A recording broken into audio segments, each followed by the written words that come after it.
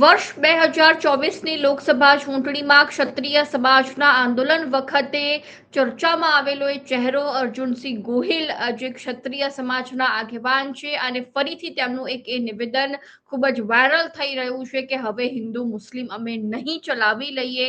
તે જ અંગે વાત કરવી છે ક્ષત્રિય સમાજના આગેવાન અર્જુનસિંહ ગોહિલ પાસેથી. જી અર્જુનસિંહ, સ્વાગત છે આપનું પ્રતિમાન. અર્જુનસિંહ, જે રીતે વાત કરવામાં આવે તો સોશિયલ મીડિયામાં તાજેતરમાં તમે એક વિડીયો વાયરલ કર્યો, જેમાં તમારા દ્વારા એવું જણાવવામાં આવ્યું કે હવે હિન્દુ મુસ્લિમ નહીં ચલાવી લઈએ અને તમે જે પાર્ટીમાં જોડાયા છો તેની મૂળ વિચારધારા તો એ જ છે, તો આ નિવેદન કેમ? બેન, વિષય એવો છે કે હિન્દુ મુસ્લિમનો જે વિષય છે એવો હિન્દુ મુસ્લિમ વાળો વિષય છે નહીં. દરેક સમાજ નારાજ છે. ક્ષત્રિયો તો પહેલેથી નારાજ 2024 થી હતા જ. હજી પણ નારાજગી યથાવત છે, એમાં કોઈ ફેરફાર આવ્યો નથી. હું ક્ષત્રિયો, હિન્દુઓ, મુસ્લિમો વાળી વાતમાં નથી પડવા માંગતો.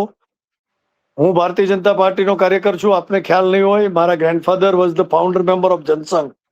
મારા ફાધર મેમ્બર ઓફ પાર્લામેન્ટ હતા, ભાજપમાંથી હતા. હું પોતે 2005 થી નગરસેવક, હું અને ભૂપેન્દ્રભાઈ આપણા મુખ્યમંત્રી શ્રી બંને સાથે નગરસેવક બનેલા છીએ. એટલે હું પણ ભારતીય જનતા પાર્ટીનો કાર્યકર છું. પણ લોકો મારાથી પણ નારાજગી છે જ. ભાજપ તરીકે હું પોતે નારાજ છું કે મારા કાર્યકરો, મારા સંગઠન, મારું નેશનલ લેવલનું નેતૃત્વ તમામ એટલી બધી ખરાબ અને એટલી ગંદી બાબતોમાં જાહેર થાય છે કે જેની મને શરમ આવે છે. 32-35 વર્ષથી જો સત્તામાં હોય અને સત્તામાં આવેલી જે સફળતા મળી છે એના હિસાબે મને લાગે છે અભિમાન ભારતીય જનતા પાર્ટીના કાર્યકરોમાં અને ભારતીય જનતા પાર્ટીના આગેવાનોમાં થઈ ગયું છે.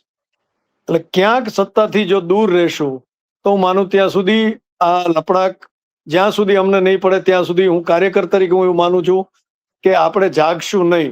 અને લોકોના કામ કરવામાં લગભગ રસ ન એવું છે. દરેક ગામમાં તમે જોવો છો વિડીયો વાયરલ થાય છે, તો સરકાર એના માધ્યમથી, એના મહેનતથી, ખબર નહીં ગોઠવણ કરીને પણ એનું ગોઠવાઈ જાય છે, ચાલી જાય છે. પરંતુ જ્યાં સુધી લોકોમાં જાગૃતિ નહીં આવે ત્યાં સુધી આ શક્ય નથી. આ લોક જાગૃતિ કરવાનો પ્રયત્ન છે કે લોકો જાગે. અમને પણ દર 5 વર્ષે ભલે મોકો આપે. ભારતીય જનતા પાર્ટીના કાર્યકર તરીકે કહું છું, ફેરવવા તો પડશે. અધિકારી પણ અમારા હાથમાં નથી રહ્યા એવું મને જ દેખાઈ રહ્યું છે.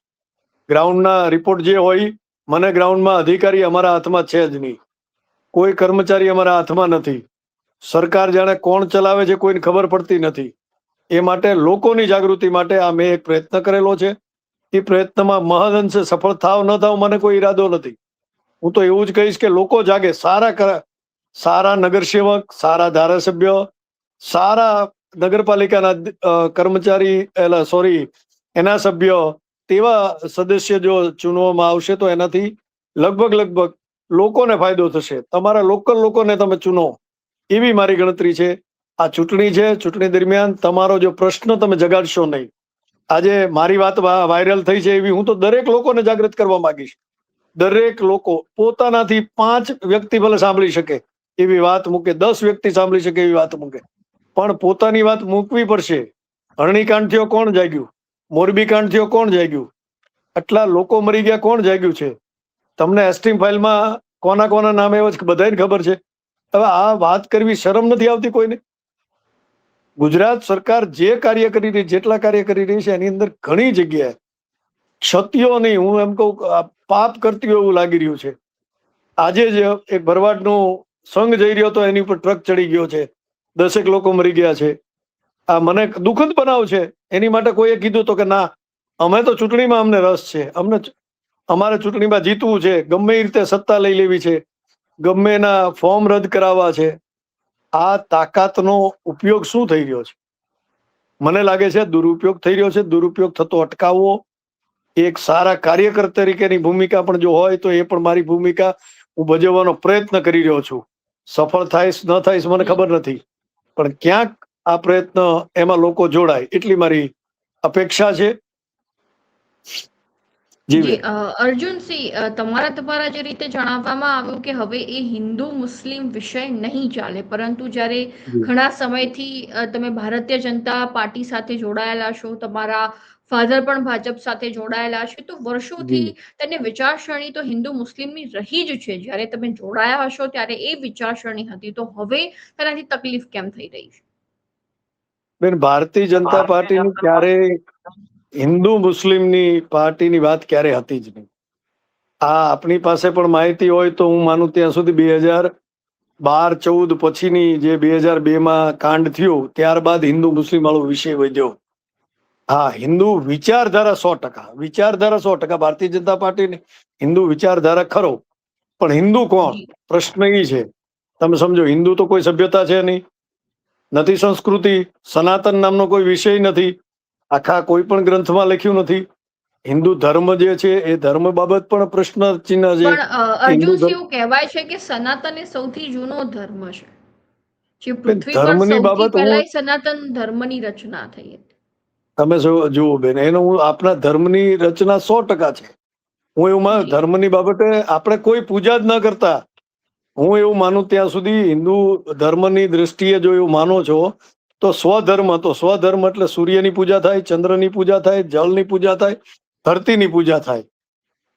ભારત માતા કી જય બોલવાનો ખરેખર બેન અધિકાર નથી, ખબર છે આપણે? ભારત માતા કોણ? માતા છે નહીં, પણ ધરતી માતાની જય આ હતો. જયકારો હતો ધરતી માતાની જય. ભારત માતા કી જય ક્યારે જયકારો જ નહોતો. એટલે ધરતી માની જય હતી. ધરતી માની જગ્યાએ ભારતને માં કન્વર્ટ કરી નાખ્યો. ભારત કોઈની માં છે નહીં, ભારત માં છે જ નહીં બેન. ભારત ધરતી, એક ભારત રાજા ભરતના નામ ઉપરથી પડેલું ભારત, એ સંસ્કૃતિ ભારતીય સંસ્કૃતિ, એમાં ભરત રાજાની સંસ્કૃતિ હતી એટલે એ ભારત થયો છે. એ ભારત, આ ભારત માતા કરી નાખવામાં આવ્યું છે. આ પણ મહદઅંશે હિન્દુ સમાજની આ ભૂલ છે કે ભારતને ધરતી માની જઈ હતી.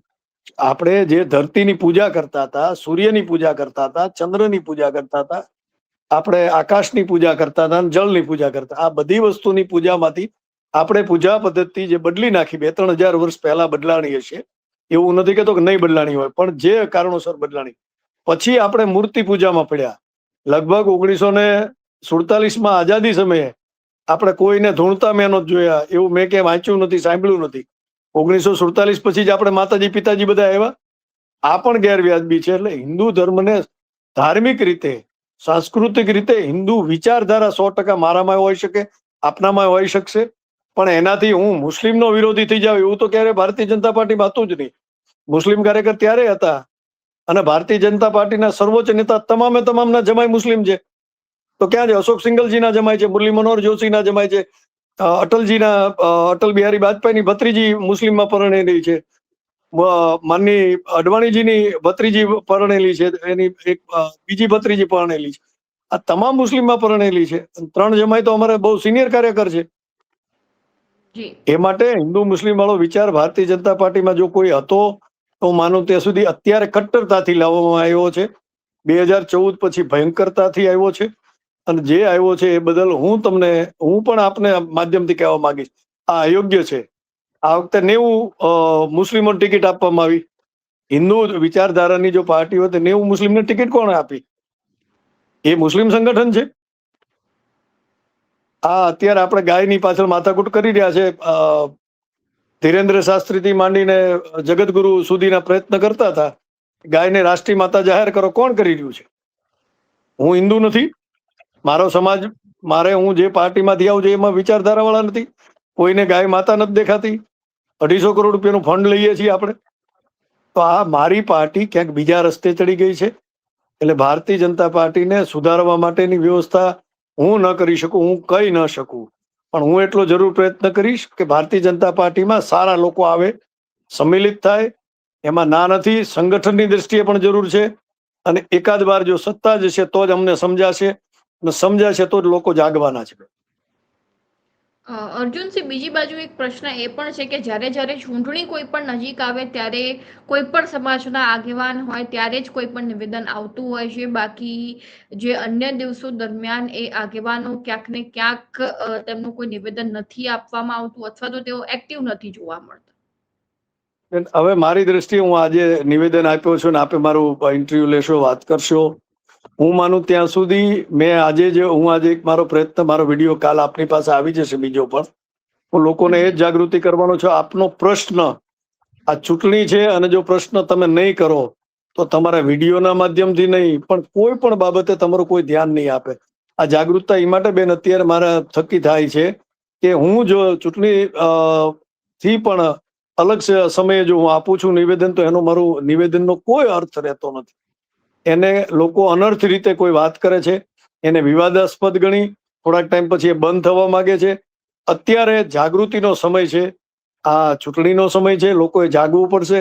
અને હું આપના માધ્યમથી, ટીવીના માધ્યમથી જો જેટલા પણ લોકો જોતા હોય એ બધાને વિનંતી કરીશ કે તમારે થયેલી કોઈ પણ નાનામાં નાની સમસ્યા સરકારના માધ્યમથી હોય, કોઈ અધિકારીના માધ્યમથી હોય અથવા કોઈ પણની બાબતથી ક્યાંય પણ કર્મચારીના માધ્યમથી હોય અને તમે ક્યાંક દુઃખ અનુભવ્યું છે, હરણીકાંડના દર્દકાંડમાં જે લોકોને હેરાન થયા છે એ લોકો, જે મોરબી કાંડમાં જે થયા છે, એવા તમામ જે કાંડ બન્યા છે, જે અગ્નિકાંડ રાજકોટની અંદર થયો તો એમાં જે બાળકો હોમાઈ ગયા, સાહેબ આજે પણ તડપે છે.